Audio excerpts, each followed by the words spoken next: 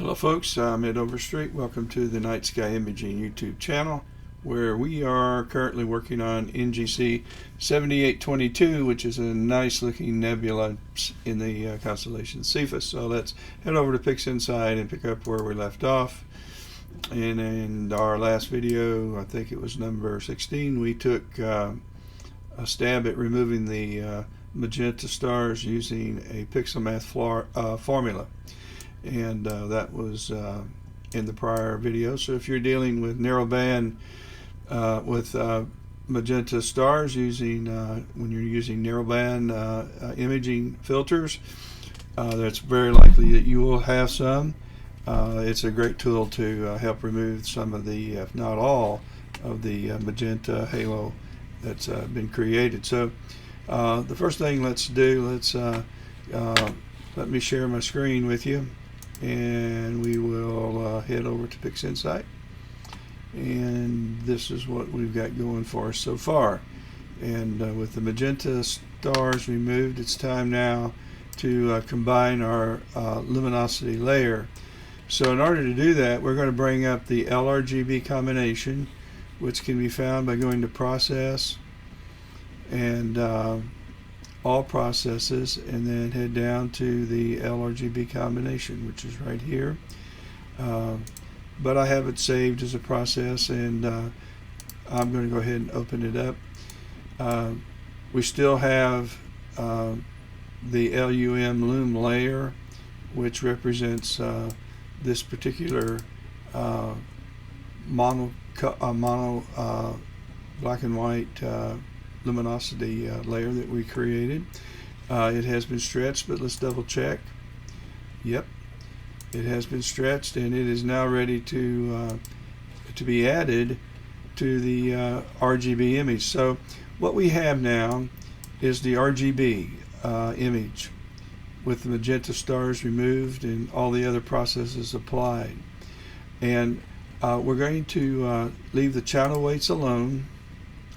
We're going to leave the transfer functions alone, but if you wanted to brighten the image, you move this to the left. If you wanted to add saturation to the image, you can move this slider to the left, but bear in mind these are pretty sensitive, and a little bit goes a long way.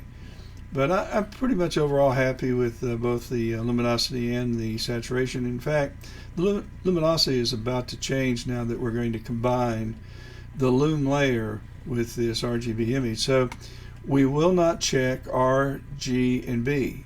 We're just going to add the loom layer by the way, under chrominance noise reduction, and you do want this checked, have a smooth wavelet layer set to 4 and a protected wavelet layer set to 2. I think that's the default, but if not, you want to change that.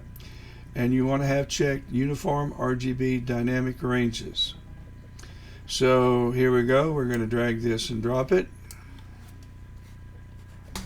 Okay, well it's applied the luminance layer, and let's take a look at before and after. Click up here at the upper left, and that was before. That's after. So it really did bring out some contrast and some brightness in the peripheral area where there's nebulosity that I have not captured. It does help to bring some of that out. Before, after. Okay, now let's give the luminance dark image that we took, and that's this one right here. It's the same image, same geometry. We just used the histogram transformation to darken the background and brighten the nebula.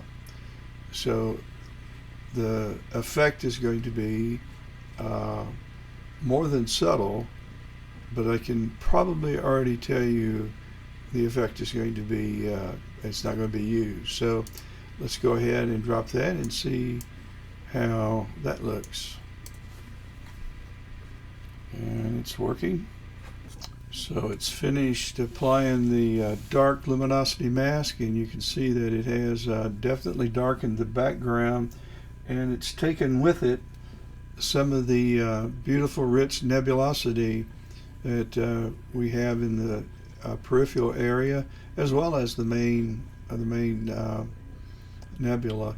And so with that, let's kind of go back and forth again with these arrows.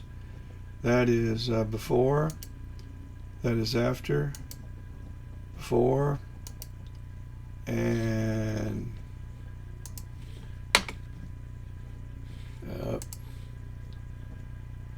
before, we got that after. So let's now try applying the brightness luminosity layer, and let's see what difference that's going to make.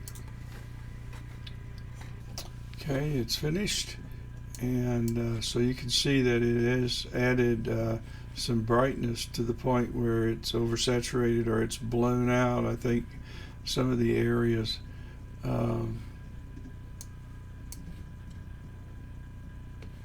here is I'm looking at the values. Yeah, they're one R's blown out in green, red's blown out in green, and blue is almost blown out. When you get to number 1, it's too bright.